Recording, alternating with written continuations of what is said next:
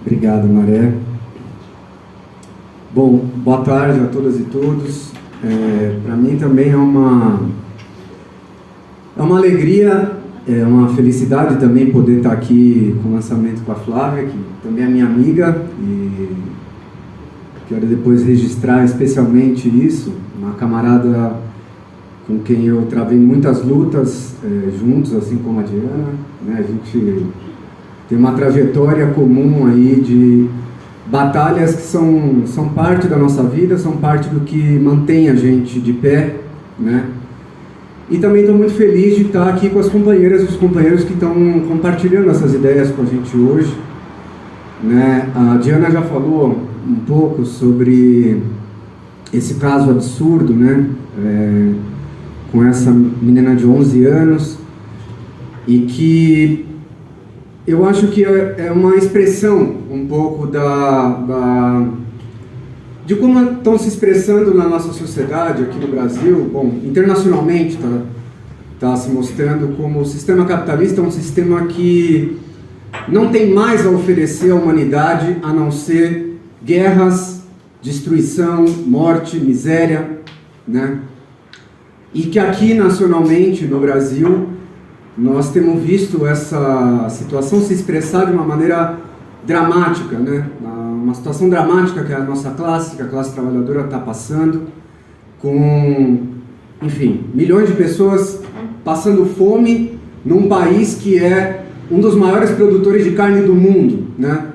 Os trabalhadores se amontoando na fila do osso, implorando um pedaço de osso para poder viver. Nós estamos vendo se materializar num país que tem reservas de petróleo, né, bacias de petróleo, casos como o da Angélica Rodrigues, uma diarista negra que morreu queimada por não ter dinheiro para comprar gás de cozinha e cozinhando sardinha com álcool, né? Nós estamos vendo as consequências, companheiras, dessa crise econômica capitalista que se expressa assim na nossa frente, na plena luz do dia, com um imigrante num país que é o maior país negro fora da África, né? Justamente, onde o governo do PT prometia a igualdade para os negros através do Estatuto da Igualdade Racial, e nós vemos, em plena luz do dia, um imigrante negro congolês sendo morto à pancada, como uma vítima da reforma trabalhista, como uma vítima da superexploração capitalista, né? Enfim, nós estamos vendo como essa sociedade irracional, ela já arrancou a vida de mais de 660 mil pessoas aqui no nosso país, mortas por conta da pandemia, mas por conta de um sistema que se recusa a colocar a capacidade produtiva que tem das fábricas, né, o maquinário, todo o avanço tecnológico, a serviço, por exemplo, de produzir respiradores, que é capaz de deixar morrer milhares e milhares de pessoas, mas não quebrar as patentes das vacinas para assegurar o lucro dos capitalistas, né? Um sistema irracional que nós estamos vendo aqui, você conversa com os trabalhadores e todo mundo com dor no coração também vendo, né, as tragédias que na verdade não tem nada de tragédias naturais, são tragédias anunciadas, né? Quando a gente vê, você levanta de manhã, pega o celular e vai ver que numa cidade, não sei, aqui em Belo Horizonte, São Paulo, você, nos dias mais frios do ano, é quase inevitável ver que você vai ver o jornal e vai ter uma pessoa que morreu de frio numa cidade que tem milhares e milhares de imóveis que não são utilizados para nada, a não ser para financiar os lucros da especulação imobiliária, companheiros. Que vem a tragédias ambientais, que na verdade são também tragédias anunciadas, como a Amazônia pegando fogo, a tragédia aqui de Brumadinho, de Mariana, né, que são todas elas conectadas, as enchentes, né, milhares e milhares de famílias, de trabalhadores que dedicaram ali anos e anos da sua vida, tendo a vida inteira arrastada, a sua casa derrubada, né, perdendo familiares por conta das enchentes. E isso tem a ver com o que nós estamos apontando aqui para debater hoje, que é como enfrentar toda essa situação, onde esse sistema está mostrando aqui no país e fora, inclusive com a guerra da Ucrânia, que não tem nada a oferecer, né, arrancando o futuro da juventude todos os dias, entristecendo também, arrancando um pouco da vida dos nossos companheiros de trabalho todos os dias nas fábricas, porque ninguém suporta mais o nível de assédio moral, a perseguição das chefias, o nível de humilhação brutal que impõe contra cada um desses trabalhadores, para poder tirar até a última gota de sangue, até a última gota de suor, para manter justamente o lucro de milionários como Jeff Bezos. É uma situação terrível, companheiros. Então, nós... o Diana já mencionou que a gente sente um nó na garganta quando você vê um caso como esse do Genivaldo, que não é o único, camaradas, não é o único. Já são mais de 10 estados onde a polícia mata, em plena luz do dia, pessoas como matou o Genivaldo, que assassina os indígenas em plena luz do dia. É uma coisa escandalosa o que nós estamos vivendo. E essas pauladas que mataram o Moise, essa humilhação cotidiana que arranca a nossa vida, elas são orientadas pela mão do Bolsonaro, são orientadas pelas instituições capitalistas, né? E nós sabemos também, olhando a história da nossa classe, que em muitos momentos a nossa classe ela tentou colocar para fora, né, todo esse ódio, toda essa angústia,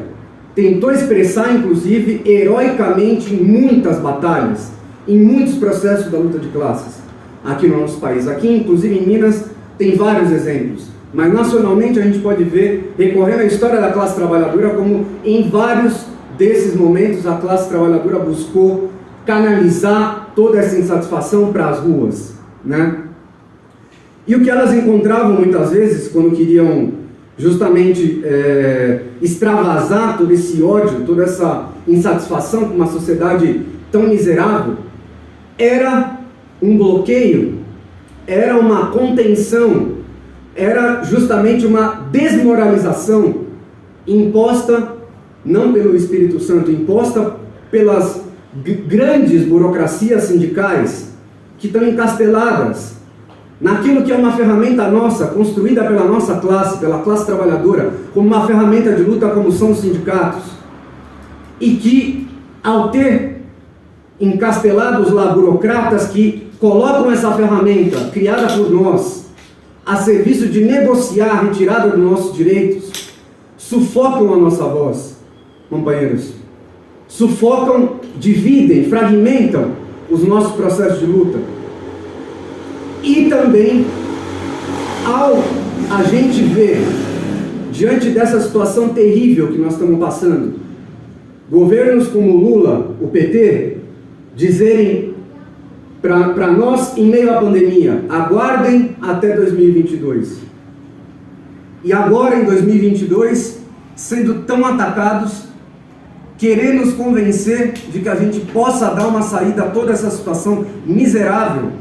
estando de braços dados com os nossos inimigos, como é o Alckmin, que é uma figura neoliberal, ladrão de merenda, privatizador, que atacou as nossas lutas na USP, no metrô, em vários lugares. E com isso também eles estão tentando fazer a nossa classe, quando quer explodir, dizerem de outra forma: suportem um pouco mais essa sociedade miserável. Suportem um pouco mais, porque a única alternativa que nós temos a oferecer é seguir mais ainda a administração do capitalismo, mantendo à custa da nossa miséria, à custa da precarização do trabalho, da humilhação que os negros, as mulheres sofrem todos os dias, manter intactos os interesses do agronegócio, dos empresários, dos banqueiros, enquanto a nossa classe vai tendo a sua vida cada dia um pouco mais arrancado. Então é por isso que nós estamos também aqui debatendo, nesse momento, o lançamento da candidatura da Flávia. Porque essa situação, companheiras e companheiros, ela também vai rebaixando os horizontes da nossa classe. Nós vemos muitos companheiros e companheiras nos locais de trabalho que, frente a uma situação tão dura, vão começando a tirar conclusões de que não é possível mudar, de ceticismo, de desmoralização, de desespero, inclusive, por não verem claramente uma saída diante deles. E por isso aqui também se trata um companheiro, eu estava comentando antes, a gente vindo para cá, que um companheiro, onde eu trabalho, na manutenção da USP, estava dizendo, bom, quando você está me dizendo toda essa história, né, de que desde lá da década de 70, das greves do ABC, o Lula e o PT, quando diziam, não vão em frente, mesmo frente a um ascenso operário dos maiores da história do nosso país, dizendo para os trabalhadores, não vão em frente, me deem um voto de confiança e voltem para casa. Não façam confusão, não se organizem, não levem as suas lutas à frente. Quando na década de 80 canalizou a insatisfação para a saída das diretas já, quando na década de 90 também fazia com que os trabalhadores tivessem que suportar o desemprego, as privatizações, todos os ataques da ofensiva neoliberal, dizendo calma, aguardem e esperem um pouco mais. E que durante todos os anos de governo, como eu disse, administraram o capitalismo, inclusive aprofundando as condições de precarização da nossa classe. Esse companheiro me disse, bom, então o que você está querendo dizer é que frente a tudo isso, o que a CUT, as grandes centrais, a burocracia sindical e o Lula, junto com o Alckmin, também estão me dizendo, é que eu confie mais numa figura como o Alckmin, confie mais nele do que em mim mesmo, do que nas nossas greves. Eu disse, exatamente. O papel que o PT cumpre historicamente é esse, ao afogar, canalizar, desmoralizar nossas lutas. E por isso é tão importante essa questão que a Diana mencionou sobre a auto-organização dos trabalhadores, companheiros. Porque quando nós estamos falando de auto-organização, o Marx tinha uma frase muito forte, né? Ele dizia, a emancipação dos trabalhadores vai ser obra dos próprios trabalhadores. O que ele está dizendo com isso? Está dizendo que a nossa classe, se ela quiser ter um futuro que não seja esse, ela vai precisar, ela própria, se auto-organizar. Ou seja, são os próprios trabalhadores organizando os seus processos de luta, as suas greves, os seus piquetes, as suas manifestações, e inclusive nos locais de trabalho, quando um cai, quando um está passando a dificuldade, como nós temos muitos agora, desempregados, com filho desempregado, uma série de problemas, nós nos reunimos nos locais de trabalho para poder passar uma rifa, fazer uma coleta, juntar e ajudar aquele companheiro a não deixar que ele caia, e veja que ele pode confiar em nós, pode confiar nos seus companheiros de trabalho, mais do que no Alckmin, mais do que no PT, mais do que em todas essas saídas que a burguesia tenta colocar como uma cortina na frente dos trabalhadores para que eles não enxerguem a realidade. E o que nós estamos falando de auto-organização é isso, não são as assembleias artificiais que muitos sindicatos, inclusive, fazem no nosso país, onde os trabalhadores não têm direito à voz, não podem falar nada, onde só o dirigente sindical fala, e o que cabe aos trabalhadores é votar e aprovar, ou não poderem ter poder nenhum de decisão. Não, o que nós estamos falando de auto-organização é que os trabalhadores possam organizar tudo, decidir cada processo de luta, cada passo das suas lutas, mas também não se contentar com um limite que essa burocracia sindical também impõe na nossa cabeça, de que nós só podemos discutir os salários, a retirada de um direito ou outro, o acordo coletivo, só isso. Não, os trabalhadores já mostraram ao longo da sua história que nas assembleias, nas suas reuniões, nos comitês, nas comissões de fábrica, como tiveram aqui, como teve lá em São Paulo e Osasco, mas como teve aqui em Minas Gerais também, em Contagem, mesmo durante a ditadura, podiam se organizar clandestinamente para poder organizar a nossa luta e definir passo a passo o que nós queremos. E por que não debater todos os problemas da sociedade, tudo o que está acontecendo no país, e a gente tomar nas nossas mãos, a partir das assembleias, a defesa sim do direito ao aborto para as mulheres, a defesa da igualdade salarial para todos os negros, a garantia de todos os direitos iguais direitos para trabalhadores efetivos e terceirizados, inclusive com a sua incorporação, com iguais direitos e, no caso do serviço público, sem precisarem prestar concurso público, companheiros. Por que não? Os trabalhadores, ao longo da sua história, já mostraram que nas suas assembleias, nesses comitês, ou inclusive em processos de ascenso revolucionário, como foi em 1917 na Rússia, um grande exemplo para a gente se inspirar nos dias de hoje são os soviets, conselhos operários, que na prática eram grandes assembleias organizadas por local de trabalho, mas unidos também com os locais de moradia, para decidir tudo. E que se os trabalhadores são aqueles que produzem tudo na sociedade, que fazem tudo funcionar, né? Eu comentava com outro companheiro que é eletricista, que ele falava, não sei se eu tenho condições de absorver, de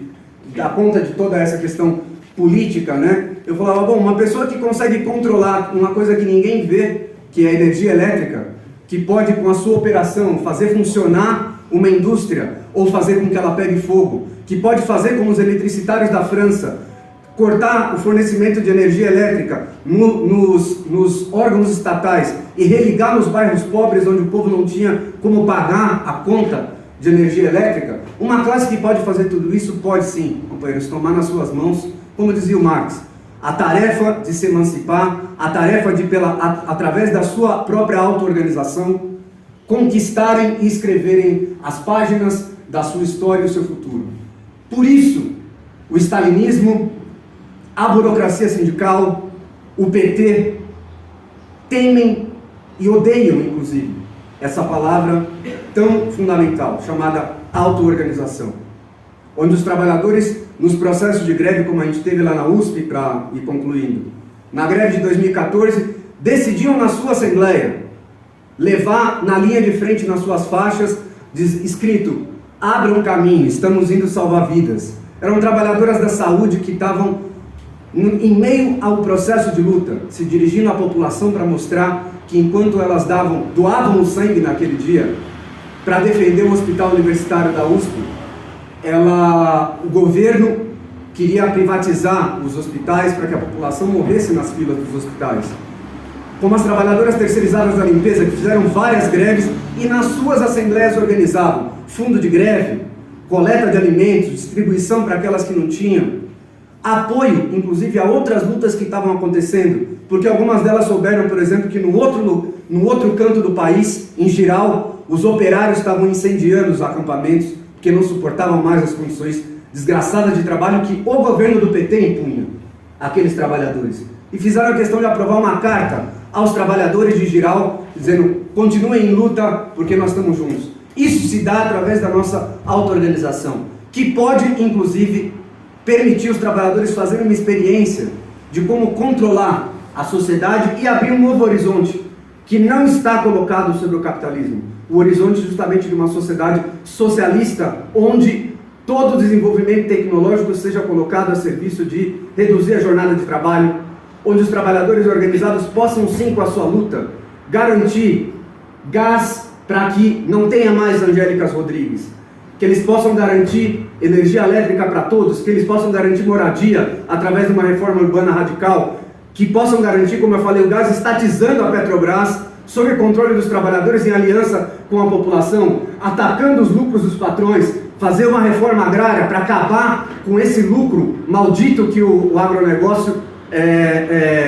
com essa sede de lucro maldita que o agronegócio tem e que acaba com o meio ambiente. E é que a gente pode sim, através da nossa auto-organização, impor cada uma dessas demandas tão necessárias para que o nosso povo, para que a juventude, para que as mulheres e os negros possam viver em outra condição. Isso não é possível sobre o capitalismo. Isso só é possível através de atacar os meios de produção e os lucros dos capitalistas. E por isso, para isso, é fundamental a auto-organização dos trabalhadores, desde o mínimo, como eu falei, da solidariedade mais mínima, aos processos de assembleia, de comandos de greve, etc. E inclusive através dos conselhos operários, que se reproduziram em vários momentos da história, na Revolução Russa, na Alemanha, na Hungria, na década de 50, em 73 no Chile, e só não puderam ir à frente, inclusive, pela ausência de uma direção revolucionária que pudesse colocar um programa, fundir um programa e uma estratégia com essa disposição e auto-organização dos trabalhadores e vencer, inclusive, naqueles que foram os estados operários. Nós somos parte de uma tradição que se orgulha de lutar até o final pela democracia operária, pela auto-organização, que está inscrita na bandeira do trotskismo internacionalmente. E eu me emocionei muito também vendo uma frase de um companheiro da Sai Towers, quando ele disse que se as fábricas fossem controladas pelos trabalhadores, eles não estariam passando essa humilhação. É disso também que nós estamos falando, de uma sociedade controlada, gerida, planificada pelos trabalhadores. E esses processos, companheiros, eu tive o orgulho também de poder ouvir de uma companheira de 60 anos já, uma trabalhadora negra, nordestina, minha companheira de trabalho no Bandejão, a Vilma, que ela dizia que, mesmo sofrendo com muito assédio moral, ela sofria, chorava, né, embrutecia muitas vezes, mas que ela justamente gostava de participar de ambientes como esse, das lutas, porque ela se sentia, nesses momentos, ela se sentia livre, se sentia feliz, né? E eu acho que isso tem a ver com o lançamento que nós estamos fazendo aqui, companheiros, porque se colocar em contato com essas ideias, tomar elas para nós, pode abrir um novo horizonte, pode abrir, de fato, Trotsky dizia, enquanto houver vida, há esperança, em que a gente mostre para trabalhadores como os que o Marcelo que falou aqui. Me sinto feliz e até uma injeção de ânimo ouvir essas ideias, me colocar em contato com essas ideias. Que ideias são essas? São as ideias comunistas, as ideias revolucionárias. Então, estou muito feliz de poder estar aqui, porque tenho certeza, essa campanha aqui tem a ver com isso. Com a gente chegar em milhares de jovens trabalhadores, apresentar as ideias da auto-organização que são escondidas deles, apresentar tudo, essa capacidade, essa energia criativa que tem a nossa classe, e que se ela se puser em movimento, companheiros, não tem Bolsonaro, Biden, nada que pare a força da nossa classe. E queria, por último, dizer quem me apresentou essas ideias comunistas, foi justamente a companheira Flávia, me abrindo também um outro horizonte para a minha própria vida. Um jovem trabalhador negro, morador da periferia naquele momento, e que não via muita alternativa e me sentia, inclusive, uma coisa meio inofensiva, um ódio, uma angústia inofensiva para o Estado, para os capitalistas. A partir das ideias comunistas e de me tornar um militante revolucionário, também se abre, como eu falei, outro horizonte, onde a gente aí sim pode dar um outro significado para essa palavra, né? Liberdade.